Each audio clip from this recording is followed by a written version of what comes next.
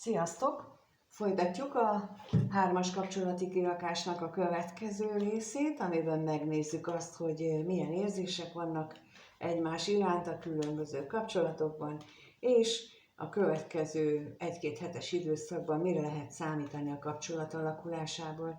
Az előző részben megnéztük azt, hogy mi újság az elkötelezett, egymással életvitelszerűen élő párnál, mit lehet tudni az ők jelenlegi kapcsolatukról, és mi van abban a kapcsolatban, ahol nem élnek együtt, és ugye a középső személy az, aki mind a két kapcsolatban részt vesz, ettől hármas kapcsolati kirakás, és megnéztük az előző részben azt is, hogy milyen gondolataik vannak egymás iránt, tehát ők mit gondolnak egymásról, meg ők mit gondolnak egymásról, és ez volt ott az előző részben, ez a mostani, ami az érzéseket firtatja, folytatása annak, tehát lehet, hogy majd vissza fogok utalni, hogy ott mi volt, mert én ugye annak a folyamányaként csinálom meg, csak annyi volt, hogy ittam közben, hogy a szám ne száradjon ki, úgyhogy ti pedig egy kicsit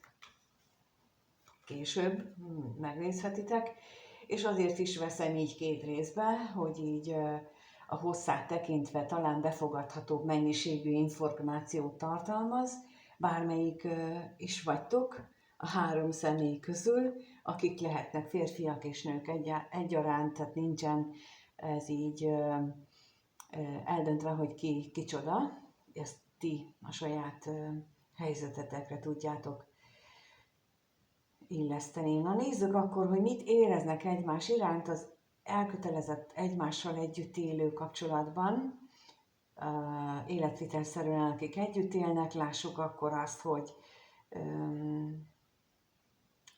a társ mit érez a középső személy iránt, kettőt kérek itt is, mit érez a társ a középső személy iránt, és mi van a középső személyben a társa iránt.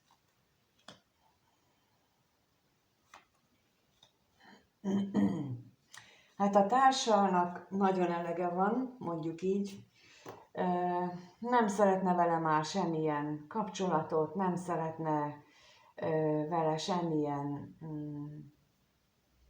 kontaktust. Tehát, hogy így a hétköznapi dolgok is úgy kiürültek, ilyen léteznek egymás mellett. Én ezt tudom mondani, tehát érzelmileg ő tulajdonképpen semmit nem akar már ettől a középső személytől. És talán emlékeztek rá, hogy milyen érdekes volt, vagy hát ha nem emlékeztek, akkor nézzétek meg az előző videóban, hogy ott, amikor rákérdeztem, hogy mi a kapcsolat jellege, hát én még olyat nem láttam, de az nagyon-nagyon érdekes volt, és ez a fajta érzelem, az teljesen illeszkedik ahhoz, ami ott volt. Na nézzük akkor a kevés pénzt, hogy mi ez itt, és az örvendezést is.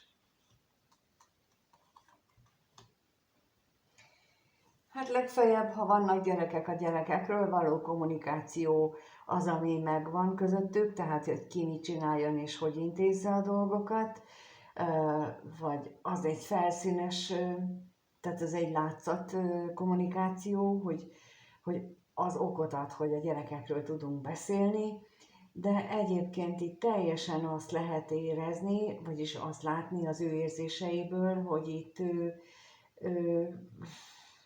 nem, egyáltalán nem, semmilyen pozitív érzése nincsen már a középső személy iránt. Egyáltalán nem tudja, hogy mit csináljon vele. Tehát, hogy itt olyan, nem az látszik, hogy dühös lenne, vagy haragos lenne, inkább szomorúnak ítélném meg az ő jelenlegi helyzetét, fájdalommal telinek, de nem ez a indulatos, haragos, tehát negatív indulatokkal telinek, hanem ennek a beletörődő, gyászos energiákat érzékelek itt. A középső személynél viszont azt látjuk, hogy ő hát nagyon érdekes a hozzáállása, mert hogy ő úgy gondolja, hogy így az otthon melegét az ő társa adja meg, és minthogyha ennek így kellene lenni.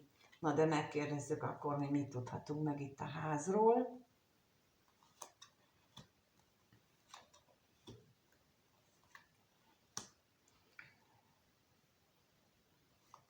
És akkor erről is. És itt most én ezt az előbb, amit mondtam, hogy otthon melegét ő adja meg, ezt idézőjelbe tenném. Tehát, hogy így utólag látva a kiegészítő lapokat, hogy inkább úgy is egyenlőségjelet tehetnék, hogy az otthon hidegét a társ adja meg az ő érzésvilága szerint, ugyanis az látszik, hogy így nagyon nagy az eltávolodás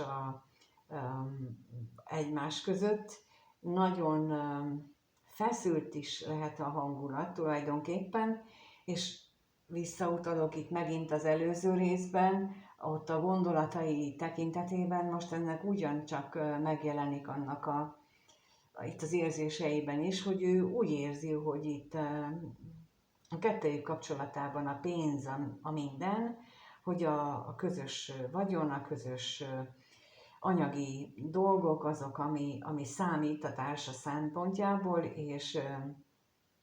és egyébként pedig hát azt, amit itt mondtam, hogy kiüresedett, én valahogy ennek a finomabb változatát érzékelem a középső személy esetén is. Na megnézzük akkor, hogy mi a helyzet a másik kapcsolatban, ott milyen érzések mutatkoznak a középső személy és a harmadik személy között, milyen érzések mutatkoznak, mit éreznek ők egymás iránt. Itt is kettőt kérek először. A középső személy mit érez a harmadik iránt, mit érez a középső személy, és a harmadik személy mit érez a középső iránt. Érdekes, itt a középső személy hiányolja az ő találkozásaikat. Lehet, hogy most a harmadik személlyel kicsit visszább lett véve a kapcsolódás. Úgy értve visszább lett, hogy kevesebbet találkoznak, nincs igazán olyan gyakori együttlét, mint ahogy az korábban volt. És ez bizony hiányolja ő. Na nézzük a lelki látogatást itt.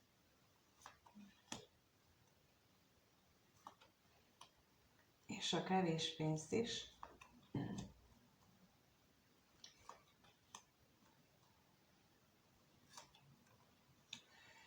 A középső személy úgy éli meg, hogy a kettejük találkozásának mindig van valamilyen váratlan esemény, ami közbe jön, és az akadályozza meg, azért nem tud megvalósulni.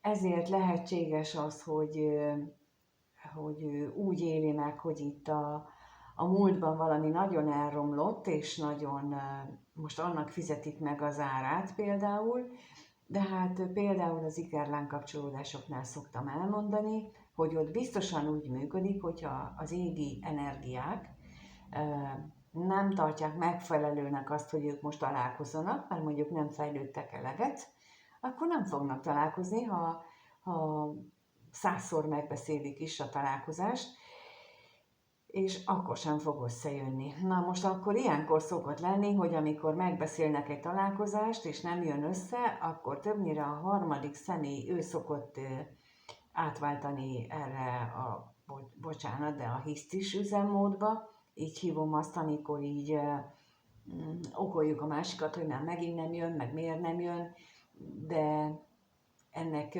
külön oka van, és külön az az oka alapvetően, hogy a harmadik személynek itt saját magáról kell tanulni ezzel kapcsolatosan. Egyrészt türelmet, másrészt belátást a másik személlyel kapcsolatban is, és még azt is, hogy engedjük meg a középső személynek, hogy ő neki legyen saját magán élete, magán területe, mert hogyha otthon sem kapja meg azt a én időt, amire szüksége lenne, meg itt a harmadik személytől sem kapja meg, akkor előbb-utóbb mindenhonnan ki fogja magát húzni, mondjuk így, és akkor mindenhol kényelmetlenül érzi magát, de tehát, hogy itt az, hogy nem szoktak összejönni a dolgok, ennek a hátterében ez is lehet, hogy például itt ezért nincsen találkozás. A harmadik személy részéről pedig az látható érzelmek szintjén, hogy ő a meglévő társat okolja sok mindenért, hogy ott amiatt történnek a dolgok. Na nézzük az utazást, hogy az miért van itt.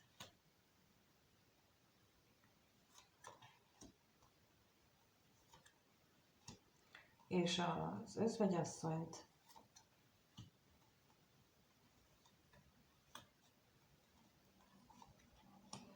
Bizony, azt érzékeltem ugye az előbb, hogy ő a társát, az együtt élő társát okolja, mert hogy biztos féltékenykedik, és sokat vitázik vele, és emiatt aztán nincsen békesség otthon, miközben pedig arra vágyik, hogy ők együtt legyenek, és hogy minél többet együtt töltsenek.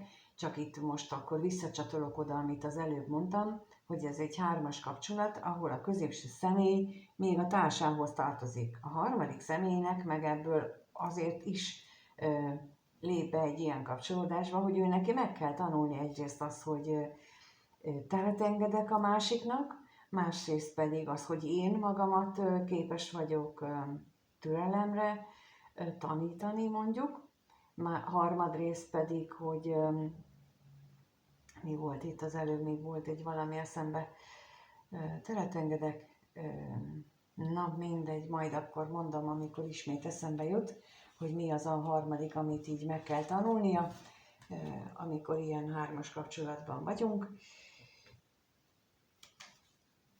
Még megnézzük, hogy akkor mire lehet számítani a következő 1-2 hetes időszakban.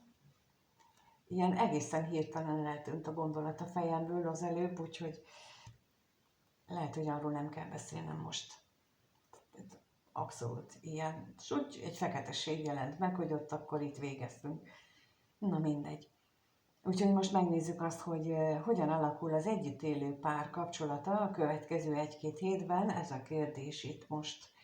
Ez a kérdés, hogy hogyan alakul az együtt élő pár kapcsolata a következő 1-2 hétben. Mit tudhatunk meg arról a kapcsolatról?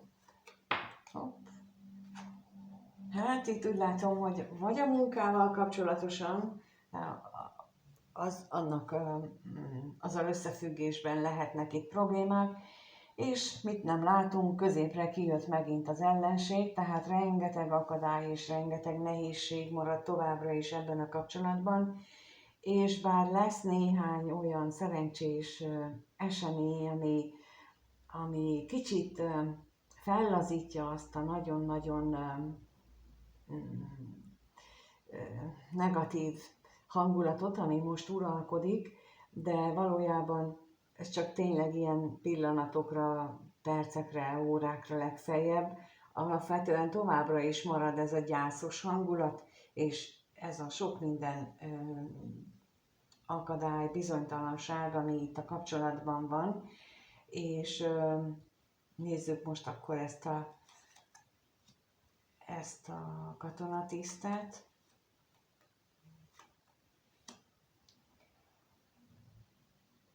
Itt lehet, hogy olyanról is szó van, hogy valakinek például olyan munkája lenne, hogy hátra kellene hagyni a családját, tehát hogy így messzebb kapna a állást például, abban lenne megoldás. Hát ezzel megint csak elodáznák a probléma megoldását, mármint a kettejük között meglévő problémáknak a megoldását, de lehet, hogy pont ezért ez a csali az égiek részéről, hogy na lássuk akkor mit csináltok. Na, szóval, hogy ilyen helyzetben akkor elodázzátok, vagy mit kezdtek vele. Na nézzük akkor még az ellenséget, hogy milyen akadály van itt még.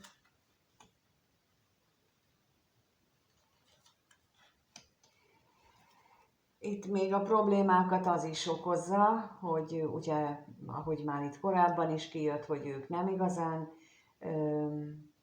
nem igazán működnek együtt, a hétköznapok szintjén minimálisat, de amikor néha együtt működnek, akkor újra és újra előjön az a vita a harmadik személy megléte miatt, bár ugye nem biztos, hogy a társ azt tudja, hogy itt azért visszább lett rendesen véve a harmadik személlyel való kapcsolat, de ettől függetlenül itt újra fellángolnak a kedélyek, és egymás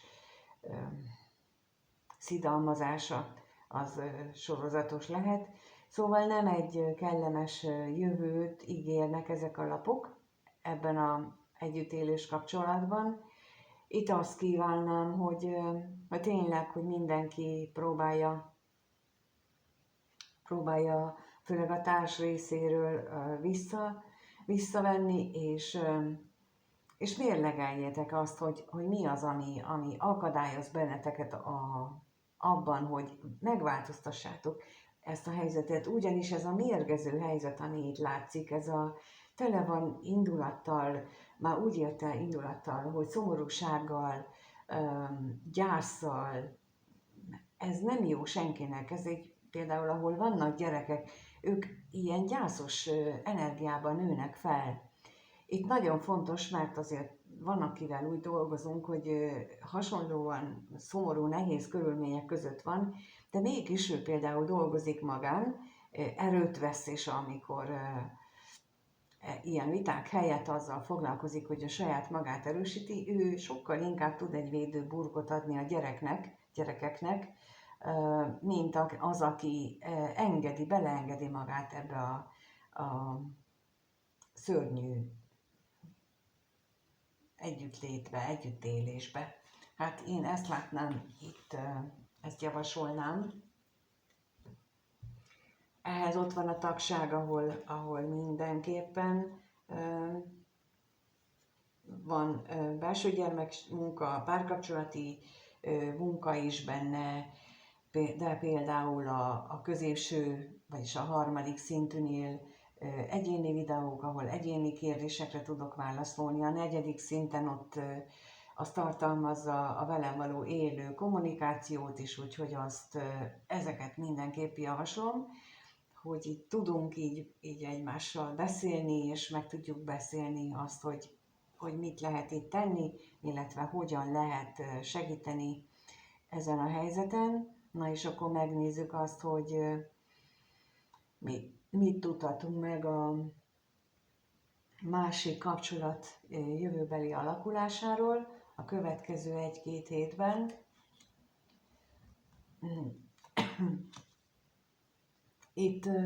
Itt most olyan volt, mint hogyha éppen meg akarnék fulladni. Hát ez így, még az előző, tehát az együttélő kapcsolatnak a gondolata, vagy energiája folytán jött ez az érzés. Itt a másik kapcsolatban az látszik, hogy ők valamit próbálnak igazából hátrahagyni, valamit változtatni, valamit módosítani a kettejük kapcsolatán, mert úgy látom, hogy ők mindenképpen úgy élik meg, hogy ez egy nagyon mély, tehát lelki szinten ez egy nagyon értékes kapcsolat az övék. Na nézzük akkor a tolvajt.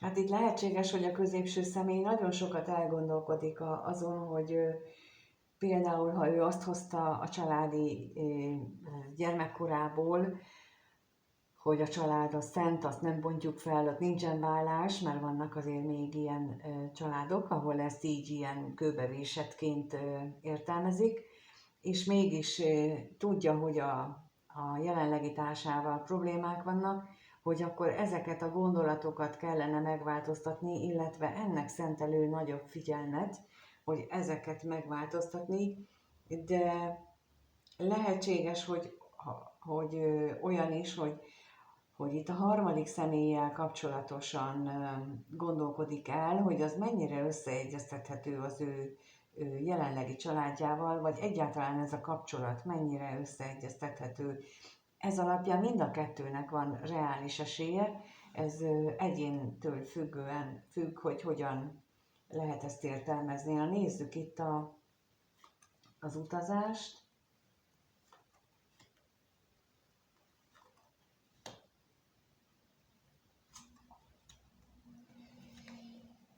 Itt akár a meglévő kapcsolat miatt, tehát a középső személynek az elkötelezettsége a meglévő kapcsolatához, az okozhat sok vitát. Tehát ahogy az előbb is láttuk, itt a harmadik személy részéről kellene olyan belátás, vagy annak a felismerése, hogy ő csak harmadik személy, és ő neki pontosan olyan feladata van, hogy a középső személyt ráébressze arra, hogy ő neki mi az életben a feladata, és azt, hogy hogyan gyűrje le. És itt nem nagyon ez történik, vagy a jövőben nem ez mutatkozik, és emiatt aztán lesznek, vagy lehetnek jócskán vitáik, akár telefonon is, de itt bár sokkal kellemesebb energia ez, mint amit a társal láttunk, mégis azt gondolom, hogy ez sem egy könnyű, ez sem egy jó időszak, ami következik, de hát tulajdonképpen az elkövetkezendő hetek azok arról szólnak, hogy akkor egy új korszakba lépünk, mert hogy másfél hét múlva az Uránusz belép az ikrek jegyébe, és mindenki, tehát mindenkinek van az ikrek jegyében valamilyen ház, életterület, azon az életterületen jelentős változás fog történni, ha akarjuk, ha nem, az Uránusz ki fogja tőlünk kényszeríteni, és olyan, mintha ennek a kényszerítő energiának látnánk itt az előszelét, hogy itt muszáj változtatni, és akkor ezért van ez a sok gondolkodás, és ez az, amin fontos lenne elgondolkodni, hogy mi az mostanában, ami ilyen visszatérő dolog, amit úgy belülről érzünk, de még nem léptünk meg, na arra lehet számítani, hogy abban biztosan változás fog történni, és ez kommunikációban is megnyilvánul. Rajtunk múlik az, hogy durva lesz a kommunikáció, vagy éppen szelíd. Itt mind a kettő lehetséges, akik ebbe a csoportba tartoznak és nézik ezt a videót. Én meg köszönöm, hogy itt vagytok, és nézitek ezt a videót, és ha, mint mondtam, a másikat is nézzétek meg, mert ott, itt, ahogy vissza is utaltam, ott is nagyon olyan szituációk voltak, vagy vannak, amelyek fontosak, és ott is adtam néhány ötletet, hogy mit lehet vele kezdeni, hogyan lehet kezelni, és hogyan lehet túlélni egyes helyzeteket, ahogyan itt is tettem. Köszönöm, hogyha valamilyen módon reagáltok, vagy kommentel, vagy lájkkal, vagy bármilyen interakcióval arra, hogy mit gondoltok a videóval kapcsolatosan. A feliratkozásokat is köszönöm, és a tagságét is figyelmetekbe ajánlom, hogy ott tudtok velem személyes kapcsolatba is kerülni. Hétfőn lesz elengedés, este 6-kor ismét. A leírásban majd megtaláljátok a regisztrációt, ingyenes, és biztatok mindenkit arra, tehát aki 3-as kapcsolatban van, az biztos, hogy mindenkinek, mind a 3 félnek van bőven elengedni valója, és lehet, hogy nem gondoljátok, hogy erre nektek szükségetek van, én ingyenesen lehetőséget biztosítok arra, hogy megtegyétek, mert szerintem biztosan csak az segít, hogyha elkezdünk magunkkal foglalkozni. De amíg nem találkozunk, addig is mindenkinek minden jót kívánok, sziasztok!